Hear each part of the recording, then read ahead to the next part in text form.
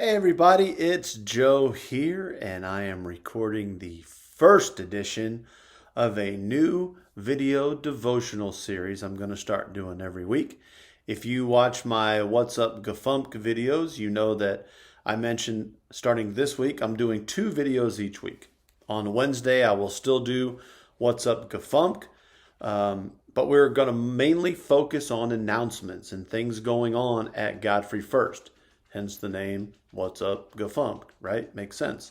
And we'll have Pastor Jay and Barb and Karen and Ann and whoever else is up there participate in that on Wednesdays. In addition to that, I'm going to start recording on Tuesdays from my lovely home a devotional video. And it's mainly going to be on the same topic that we're talking about in youth group on the Sunday before. Because the things we talk about in youth group, we don't do big biblical deep dives and stuff. We talk about everyday issues to help our youth navigate their way through middle school and high school. And they're all good lessons that we all need today. There are many weeks that I get more out of the lesson than I'm sure they do. And hopefully down the road, they'll, oh, that's right. I remember when Joe talked about that, and things will click. So we're going to talk about that on Tuesdays, and I'll record these and put them out on Tuesday on Facebook, and Barb will put the link out for the YouTube video, so you can watch it on that if you like as well. So the first thing we got to do is come up with a catchy name. Now, I think we'll all agree, What's Up Gafump, although dumb and kind of corny, caught on, right? So same thought process here. Here's a name that's kind of corny and pretty dumb, but I think it'll catch on. Ready? De-JOE-tional. Joe's devotional? De-JOE-tional. What do you think? How many eye rolls did it get? Really, how many of you rolled your eyes at that? I'm sure Susan did. Barb probably did too.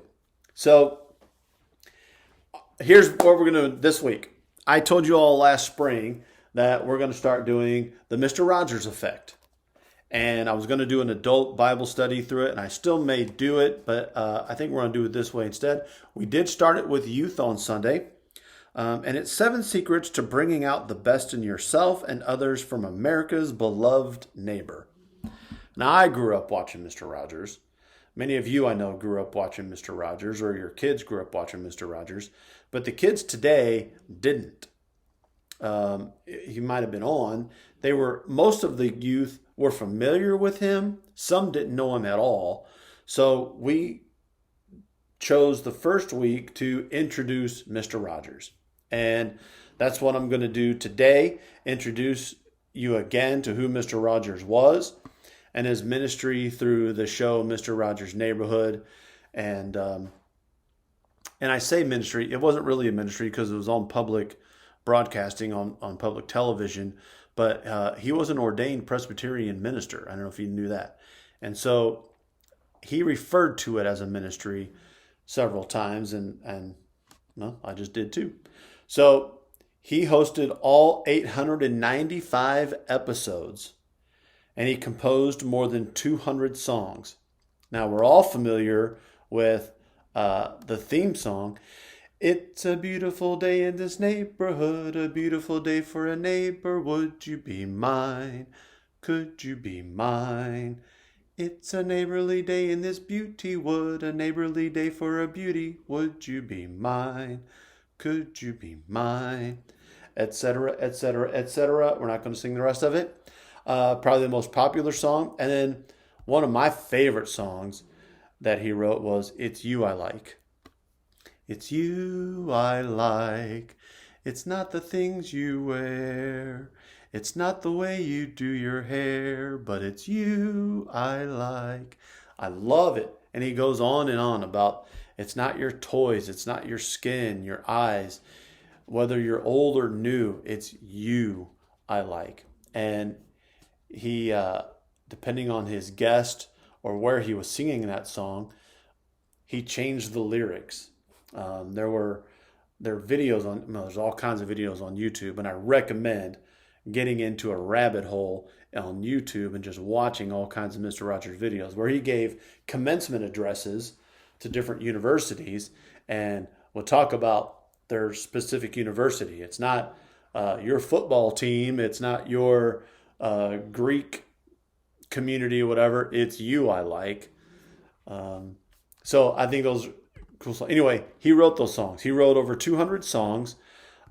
He was the puppeteer for all the puppets in the land of make-believe, King Friday. So we had King Friday, Queen Sarah, Lady Elaine Fairchild, Daniel Tiger, and others. He voiced all of them and did all of those puppets himself. If you've seen any documentaries, you'll see him doing those different voices. Anyway, so that's his show. So he got into television because when he watched television, he saw people throwing pies in each other's faces for laughs. And although they were all in on it, whatever, he thought that act was demeaning. And it bothered him. One thing that he really hated, one thing that really made him mad, was when people demeaned other people.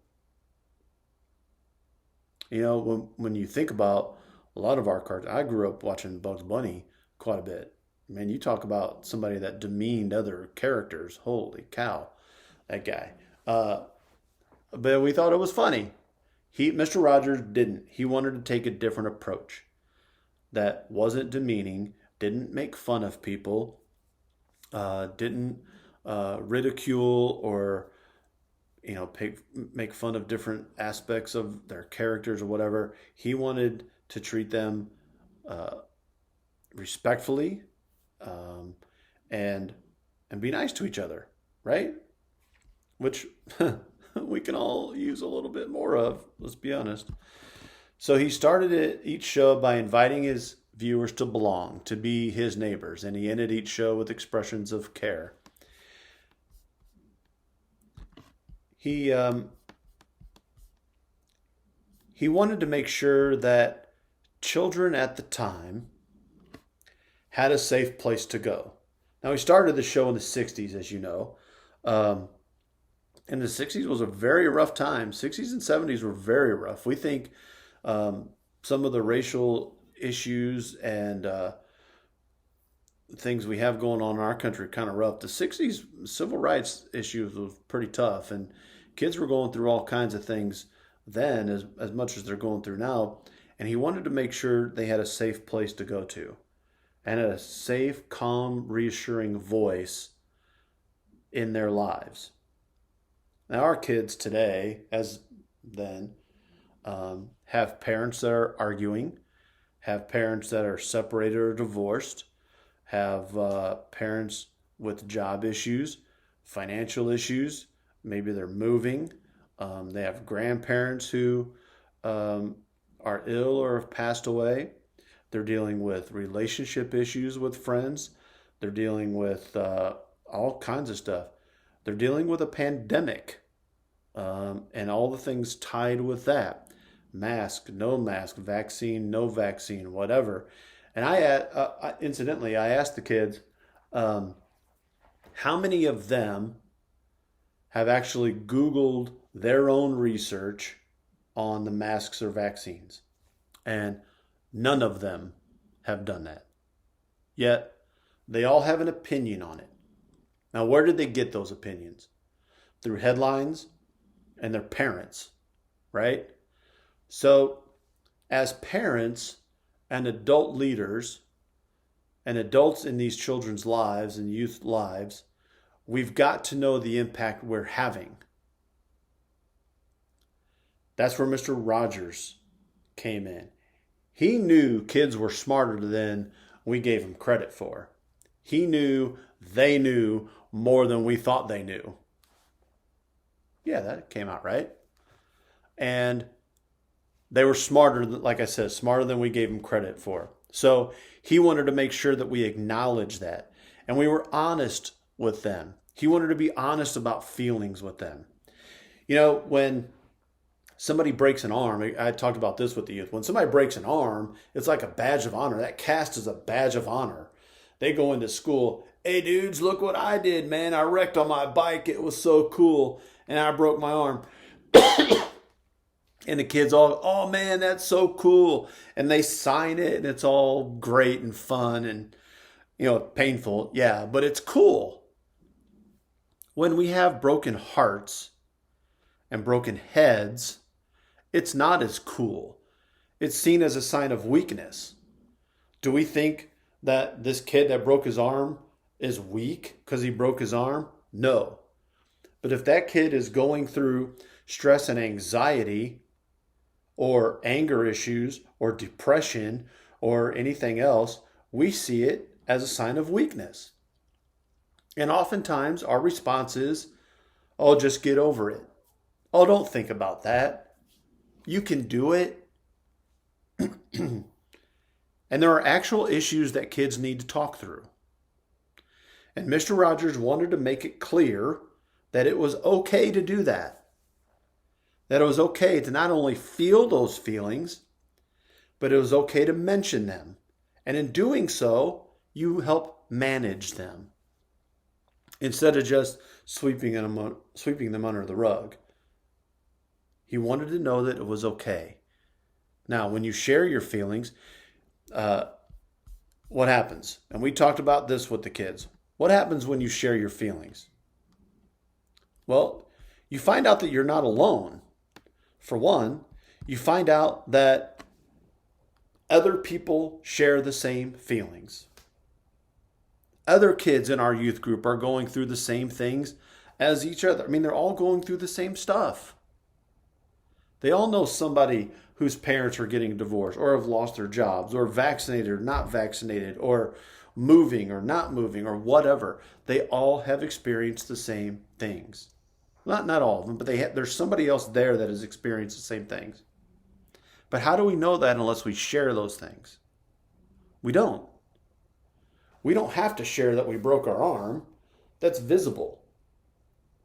But we have to share our feelings because those aren't as visible. They sometimes show by us crying or punching a wall or some other act of aggression or whatever. They become visible, but they're not always visible. So we have to be willing to share. So we find out that we're not alone when we share. And we find out that our feelings are normal. Other people are sharing the same things. And then you find out that people will care for you and help you through it. In passing, a lot of times we go up to people and say, how you doing? And we really, really just hope they say, I'm doing great. How are you doing?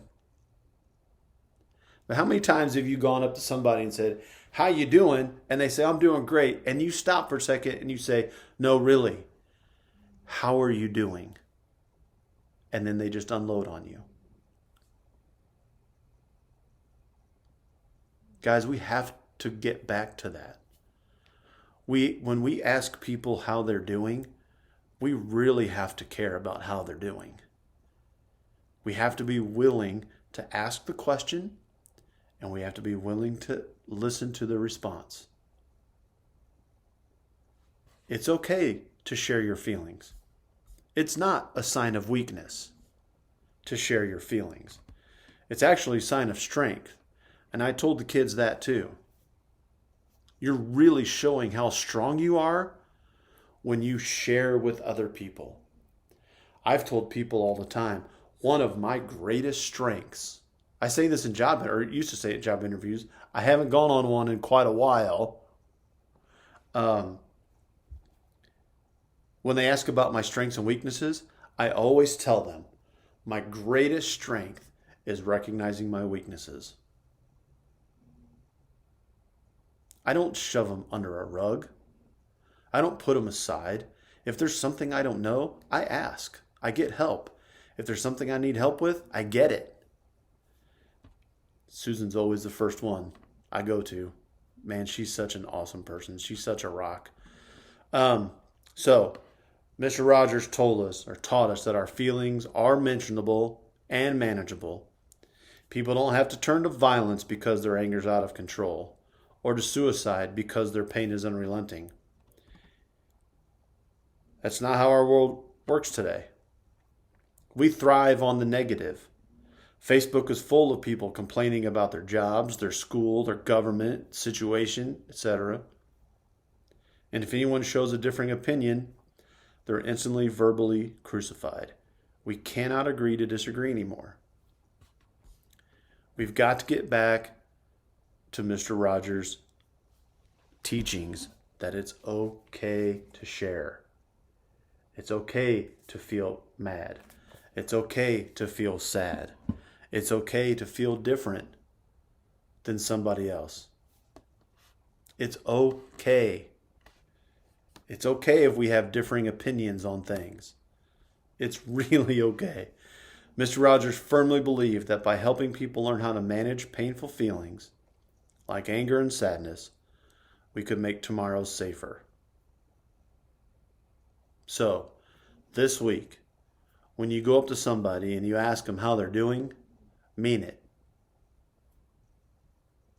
Find out how they're doing. We have a lot of people hurting in a lot of ways right now that we're hiding. Because they're just not out there. We don't wear our feelings like a cast. So be there for each other. So over the next few weeks, here's what we're going to talk about. The 7 secrets that Mr. Rogers mentions in his book is listen first, validate feelings, pause and think, show gratitude, develop empathy, practice acceptance, and establish security. So, next week, we're going to talk about listen first. Now that we all know who Mr. Rogers is. Again, go to YouTube videos, go through a deep dive, to a rabbit hole, whatever. Watch some of them. I've cried nearly every time I've watched one. He's such an awesome guy, and I'm thankful that we've had him in our lives to be the influence for us. And I'm looking forward to talking about him for the next 7 weeks. So that's this week's edition of De-JOE-tional. Catching on. I hope you enjoyed it. I hope to see you all back here next week. Blessings, Godfrey first.